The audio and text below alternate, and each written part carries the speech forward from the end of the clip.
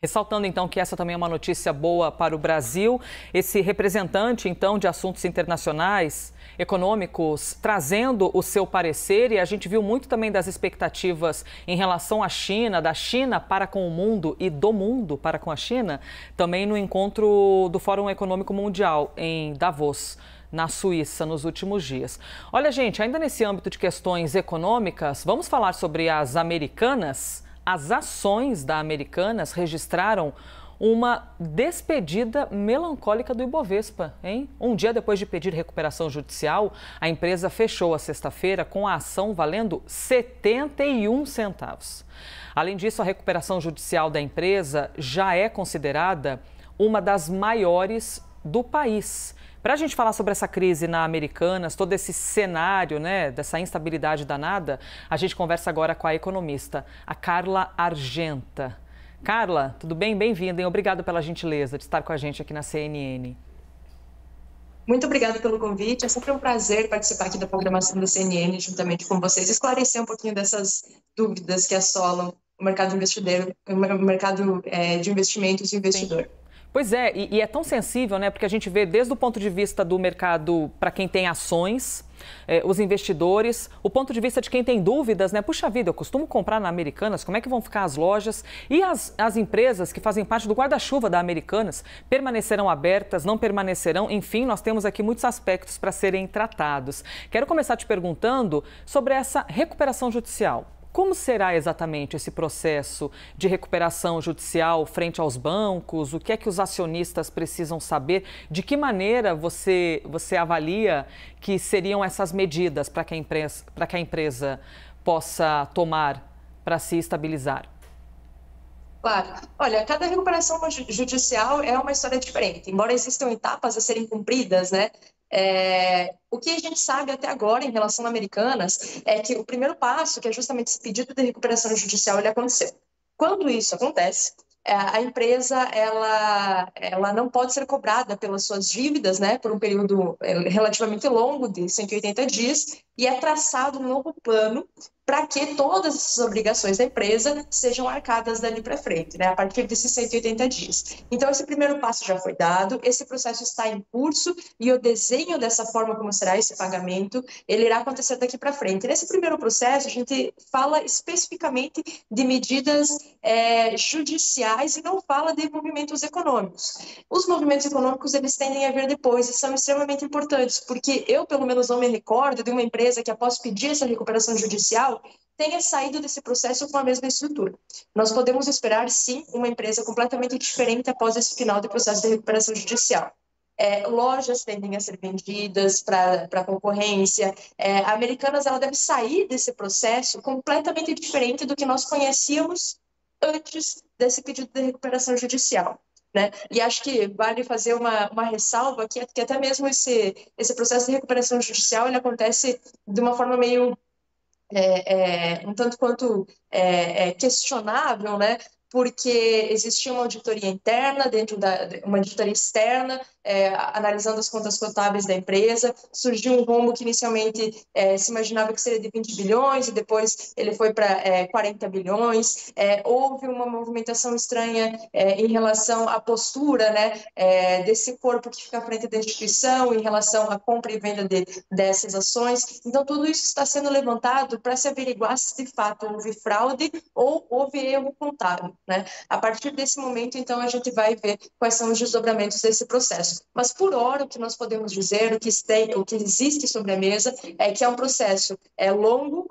Nós estamos atravessando essa parcela do processo que é extremamente jurídico nesse momento, e a partir desses movimentos jurídicos iniciais serão levantados movimentos e traçados movimentos econômicos para, enfim, encontrar uma solução para essa empresa que definitivamente não será mais a mesma que era antes desse processo. Pois é, e o que você considera ser o mais impressionante, não sei nem se eu posso adjetivar assim, foi o fato de terem descoberto um rombo?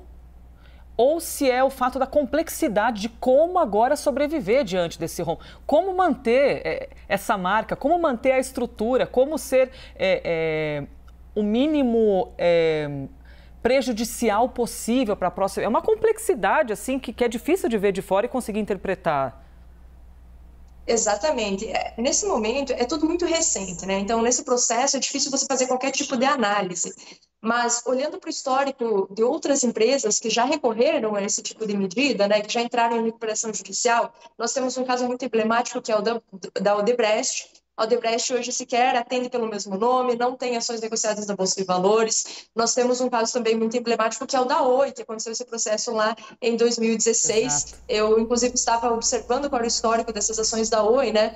Naquele processo, quando foi pedido esse processo de recuperação judicial, a ação ela circulava ali em torno de 40, 50 reais, depois ela recuou para casa dos 5, né? Hoje ela está até um pouco abaixo disso, mesmo tendo terminado esse processo de recuperação judicial. Então, o que a gente pode dizer inicialmente, olhando para esses casos, é que a empresa que sai desse processo de recuperação judicial definitivamente não se assemelha à empresa que entrou nesse processo de recuperação judicial. Nesse caso especificamente, nós estamos tratando de resultados contábeis, de relatórios contábeis que não eram fidedignos à realidade da empresa. Então, a situação ela tende a ser ainda mais complicada nesse processo inicial. Nós já vimos, né, posicionamentos desses credores, inclusive, que foram muito duros nesse processo inicial, e justamente por conta disso, né, inclusive de alguns bancos, nós tivemos uma aceleração desse pedido de recuperação judicial. E a gente precisa lembrar que todas as dívidas que foram feitas anteriormente, né, a esse pedido, elas são imediatamente congeladas e é traçado um novo plano para esses pagamentos.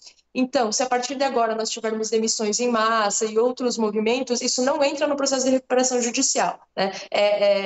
Cada caso é um caso muito singular. O da Americanas, dado esse processo de suspeita de fraude e esse processo de catalisação, né, desse pedido de recuperação judicial, essa queda intensa nas ações, o movimento inclusive do CEO, né, que pediu a demissão logo depois de ter entrado na empresa e visto que havia esse rombo, né, nos relatórios contábeis, tudo isso deixa esse caso ainda mais emblemático, né?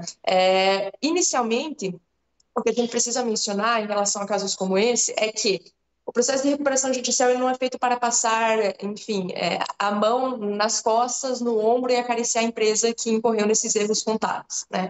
Esse processo de recuperação judicial ele é feito para garantir o pagamento aos credores. Então, esse plano que será traçado daqui para frente tentará primeiro, manter, né, a empresa caminhando com as suas próprias pernas e, segundo passo, não deixar esses credores da empresa a ver navios. Então, essa empresa ela terá que arcar com as suas dívidas. Lógico que a forma de negociação, de pagamento, os juros, enfim, serão diferentes. Tudo isso será renegociado, não será mais válido que foi traçado lá atrás, quando se imaginava que a empresa era uma empresa saudável, foi verificado que ela não é, né? Mas acho que nessa esfera de quem mais perde, de quem mais ganha, sem sombra de dúvidas, o acionista, principalmente o minoritário, é que sai com os piores prejuízos, né? Porque não existem garantias em relação a esse processo de queda e aumento do preço dessas ações. Então, sem sombra de dúvidas, o acionista minoritário é o mais prejudicado. Carla, isso que eu gostaria de te perguntar. Quais são os direitos desse acionista? Ele pode pedir um direito ou judicializar alguma coisa? Qual que é o caminho daqui para frente? Ou isso faz parte do jogo e toda essa queda faz parte do jogo e cada um que engula seu choro? Como que é isso daqui para frente? Isso faz parte do jogo, né? Isso faz parte do jogo, porque essas pessoas elas têm uma fração, né, dessa empresa e elas não são credoras dessa empresa, elas não têm contratos jurídicos com essa empresa, elas têm apenas uma fração dessa empresa. Então, infelizmente, isso faz parte do jogo. Todas as medidas que são tomadas para que isso não aconteça, elas vêm justamente para evitar problemas como esse. Por exemplo, auditoria externa, né? A auditoria externa contábil, ela existe para evitar fraudes em balanços, ela existe para evitar que esses movimentos aconteçam. E isso não foi verificado a partir da auditoria externa existente, né? Então, infelizmente, essas pessoas elas sofrerão ali os piores ônus, que são justamente os sócios minoritários dessa empresa. E Carla, para quem está assistindo a gente, que eventualmente não tem intimidade com investimento, com ação e tudo mais, quando a gente fala de perda de dinheiro, você poderia dar um exemplo, assim, quanto que uma pessoa, não sei, milhares de reais ou centenas, uma média, só para a gente poder exemplificar para quem está assistindo o tamanho do problema para esses acionistas que saíram no prejuízo? Claro. Bom, a Americanas era uma empresa gigantesca, ela fazia parte do índice da Bolsa de Valores do Brasil, o IBOV, né? Para fazer parte desse índice, você precisa ter um volume de negociações bastante expressivo. E ela deixou de compor o Ibov justamente por conta desses problemas nesta semana, né? A partir da semana que vem ela não comporá mais, não fará mais parte do Ibov. Então, por ali a gente já tem uma noção de qual é o tamanho dessa empresa. O outro ponto importante é que depende muito do tamanho do investidor, né, que estava por trás dessa empresa. Existem investidores minoritários que têm apenas 100 ações, né, que é o lote mínimo, e existem investidores maiores. Mas eu acho que para a gente ter uma noção de tamanho dessa perda, é melhor falar em termos relativos e não em termos absolutos, ou seja, em percentual, né? Essa empresa, ela chegou a bater, a ação dela chegou a bater 70 centavos, ela despencou de um patamar muito elevado, estava sendo negociada a mais de R$10. Então, só nesse movimento a gente vê que foi uma queda abrupta, não foi uma queda paulatina, porque esse processo ele não pode ser antecipado com base nos resultados contábeis. Isso aconteceu em uma semana, aproximadamente, e a perda desses investidores, ela foi muito superior a 90%, muito superior a 90%. Então, acho que essa é a magnitude do problema da Americanas e do problema também de quem está comprado nessa empresa, nesse processo. Minha nossa. Carla, aproveitando todo o seu conhecimento e sua intelectualidade nesse assunto, eu quero te fazer mais uma pergunta. Enquanto a gente conversa, a gente vai vendo as imagens das Americanas, né, as lojas lotadas. E que para que existam todos esses produtos, sejam ali, sei lá, celulares, papel de presente, chocolate, fralda de bebê, porta-retrato, caderno, lápis, você precisa de fornecedores que produzam tudo isso, e esses fornecedores que são empresas e que têm todos os seus funcionários e que muitas vezes têm só Americanas como um cliente, porque a demanda é muito grande. Se você tem uma tragédia econômica acontecendo com uma empresa, naturalmente todos esses fornecedores vão se dar mal junto. E aí são outros problemas, inclusive de trabalhadores sendo demitidos. Como é que fica a judicialização disso nesse mundão econômico? Porque eles também vão querer os seus direitos. Exatamente. Bom, a partir do momento que foi pedido essa recuperação judicial, tudo o que aconteceu dali para trás em relação a fornecedores, em relação a trabalhadores, etc., é congelado. Então, provavelmente, esses fornecedores não receberão, né, esses pagamentos pelo próximo período de 180 dias, e a partir daí será redefinido esse processo de pagamento sobre novas diretrizes. Então, tudo o que aconteceu a partir do momento em que foi pedido esse processo de recuperação judicial, ele está congelado, os pagamentos estão congelados, as relações com os fornecedores, com os credores, e fica tudo congelado, e 180 dias depois isso vai ser renegociado e traçado um novo plano para esse pagamento. Agora, o que acontece daqui para a frente é algo novo, então nós não saberíamos dizer o que acontece, porque todas as partes estão a par. Pode ser que os fornecedores deixem de fornecer porque estão a par dessa incapacidade de solvência da empresa, de arcar com as suas contas, né? Então, o problema ele fica maior em relação ao que será traçado daqui para frente, né? Acho que esse é o ponto maior. E toda essa cadeia de suprimentos, essa cadeia de pessoas, né, que estaria por trás, fazendo com que os negócios girassem, fazendo com que o dia a dia girasse, essas pessoas inevitavelmente serão também a parte mais afetada de todo esse processo estritamente econômico, né, e de dia a dia, produtivo. Então, essas pessoas provavelmente sofrerão por alguns ajustes daqui para frente, a depender de qual será a realidade da empresa. Carla, para encerrar nossa conversa, uma última pergunta e trazendo um pouquinho desse mundão paralelo de fake news que a gente vê pela internet, né? Como tudo isso está acontecendo agora, no início, ao menos foi noticiado, no início de uma nova gestão política, fake news tem para tudo, né? E aí quem acredita nas teorias da conspiração já começa, tá vendo? Olha, chegou o novo governo Lula, então já tem empresa que está falindo. Só por favor, desculpa até, eu fico até um pouco envergonhada de fazer esse tipo de pergunta, mas é que cada baboseira que a gente vê na internet. Só esclareça, por favor, tudo que a gente está falando é um erro de gestão, é um erro interno ou pode ter alguma interferência política? Claro. Olha, pessoal, nesse caso, não existe interferência política nenhuma, tá? O que acontece é o seguinte: as empresas, elas têm resultados contábeis que elas divulgam, né? Isso são empresas de grande porte, pequeno porte e médio porte.